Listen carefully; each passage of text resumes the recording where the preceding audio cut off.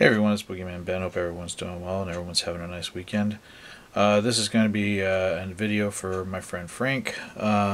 He requested a couple of weeks ago, maybe actually back in probably late November, that I do my top 5 films by Corey Feldman, or that Corey Feldman was in. As people remember, I did do a review of this book, which is called Choreography, which is his autobiography, memoir, if you will. Chronicling, his how he got into the business, his abuse that he went through at the hands of not only his mother, but sexual abuse in the industry that he and Corey Haim, who were they were the two Coreys. That both went through, as well as the drug, his drug addictions and things like that. I mean, it's a really tough read. One thing that happened when I read this book is it just, it sort of shattered a dream, or sort of like my image of what his life was like as a kid, because I thought he had the greatest life when I was a kid, and I know that maybe it's a little naive, but I kind of had that idea about it. I knew he went through, his drug addiction and things like that, but I never had any idea of what him and Corey Haim endured in this industry as child actors in the 80s. So it was really an eye-opening read, and if anybody was interested, I definitely recommend this book 100% if you're a fan of Corey Haim or Corey Feldman, particularly Corey Feldman, because it is, his story. Corey Haim is just, a part of that, but it's definitely worth a read. But it is pretty heart-wrenching, and he pulls no punches. I mean, he's very candid in this book. But on a lighter note, Frank asked me to do my top 5 Corey Feldman films, and I'm going to do that right now, and I hope everyone enjoys this, and please stay tuned.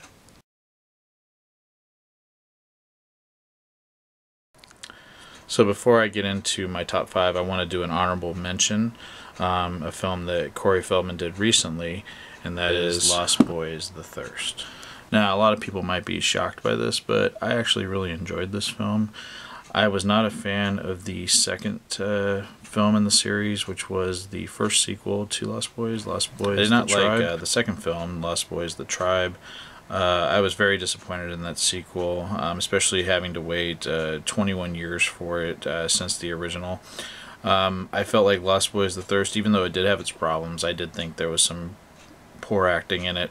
But to have the Frog Brothers come back, Corey Feldman and Jameson Newlander, and fight the vampires in several scenes, as well as doing a nice tribute to Corey Haim and his character Sam. Of course, at this point, Corey Haim had passed away.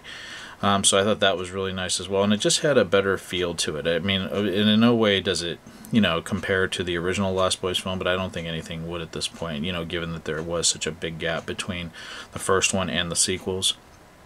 But I really enjoyed this film.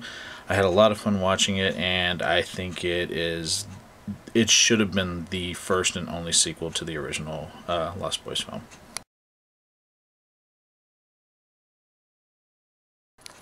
So starting with number 5 is the film License to Drive. This film came out when I was about 14 years old. It was right before I started high school, and this is the follow-up movie to The Lost Boys with Corey Haim and Corey Feldman, and of course it introduced the world and my hormones to Heather Graham, who I've always had a huge crush on. But yeah, I love this film, and I still think this movie is a blast. I had so much fun watching this film as a kid, and I think it's just because, I was 14, and in a few years I would be driving, so of course, I wanted the cool sports car, because that was a theme in the 80s, is to have like the cool sports car and the hot girl. And I had a lot of fun. I love the characters in this. Les and Dean are just a lot of fun. And it was, like kind of the first really teenage movie for the two Coreys, because, they were, a little bit younger in Lost Boys, and that was more of a kid, they were young kids in that movie. This is when they were starting to become adults. And I just had a lot of fun with this movie. I mean, I think the driving scene, the scene where Les is taking his driver's test, is one of the funniest scenes ever. I love them, just them going to the drive-in, or like not the drive-in, but it was like the Archie's like kind of burger place where that was like the place to go when if you had a car. Everybody has their cars. I mean, there was just so much fun to this movie, and I really like the chemistry between Corey Haim and Corey Feldman in this film. I mean, you could just tell that they were buddies, and I think that's what plays to the film's strengths. And did I mention Heather Graham is hot in it? So yeah, those I just love this film, License to Drive. It's so much fun, and even you know, God, it's been out. It came out 25 years ago. I still think it holds up really well.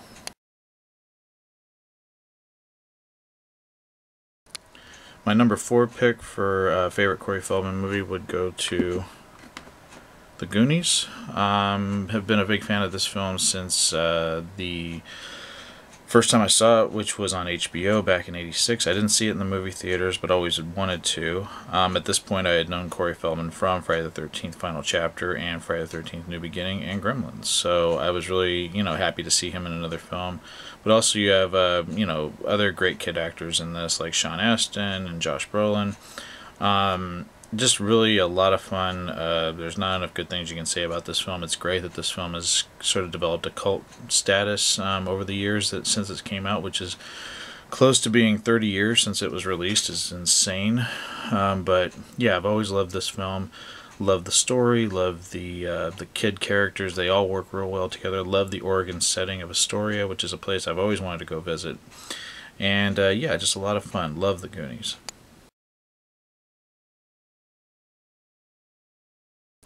Okay, number 3 on my list is Stand By Me. Now, I did I did a video about this a little close to 2 years ago, where I talked about Stephen King adaptions, and Stand By Me is just a beautiful film about friendship and growing up, and I think that for me the movie has gotten more powerful as I've gotten older, and you reflect back on your childhood, and I just think that it's got a great message. Again, beautiful, shot in beautiful Oregon. I've actually been to the town of Brownsville, where the primary setting of Castle Rock, Oregon was shot. But yeah, just again, my main draw for seeing this film initially was Corey Feldman, just because I was a huge fan of him, and I mean, along with him and River Phoenix, and Jerry O'Connell and Will Wheaton and Richard Dreyfuss and Kiefer Sutherland. I mean, it has an excellent cast, great story, wonderful direction by Rob Reiner. Just can't say enough good things about this film. So yeah, number 3 on my list is Stand By Me. Excellent, excellent film.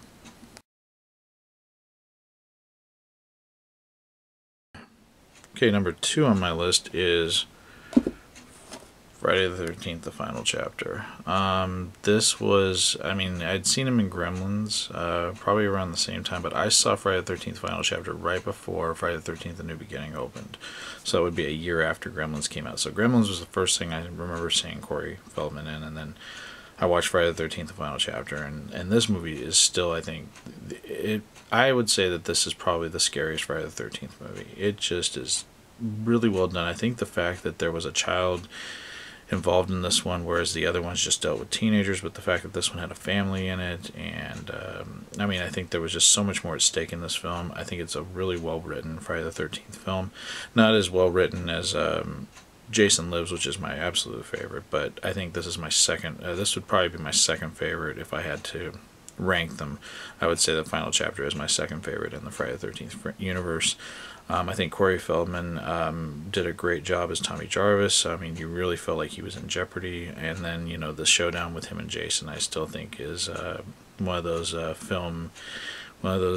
just those moments in film where you just, it'll last forever. It's an iconic image, and it's a situation that I think people will always remember from this film. So yeah, number 2 on my list for favorite Corey Feldman films is Friday the 13th Final Chapter. Excellent, excellent film. And number 1 is, if there is no surprise, is The Lost Boys. Lost Boys will always be my favorite film that Corey Feldman did. The character of Edgar Frog is my favorite character of his, which is, I mean, I think if he hadn't done this movie, then Final Chapter would have been my favorite, but I really love the character of Edgar Frog. Love the Frog Brothers. I thought Corey Haim was great in this film, but Corey Feldman's character is my favorite in The Lost Boys. But not only that, just the film is just a phenomenal film. It's one of my favorite vampire films of all time. It's in my top 3 next to Salem's Lot and the original Fright Night. Just love this film. I saw this film when it first came out in the theaters in 1987. I was 13, and It was just one of those films that had a lasting impression on me, and I always wanted there to be more films in the series. I thought there was so much potential with the characters in this film, and it's a shame that the opportunity was not taken and there were no, sequels directly after this one was released. But what a great vampire film, and this is just one of the coolest vampire films ever made.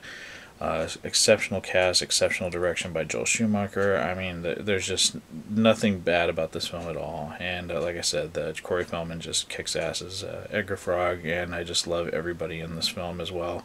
Excellent, excellent film.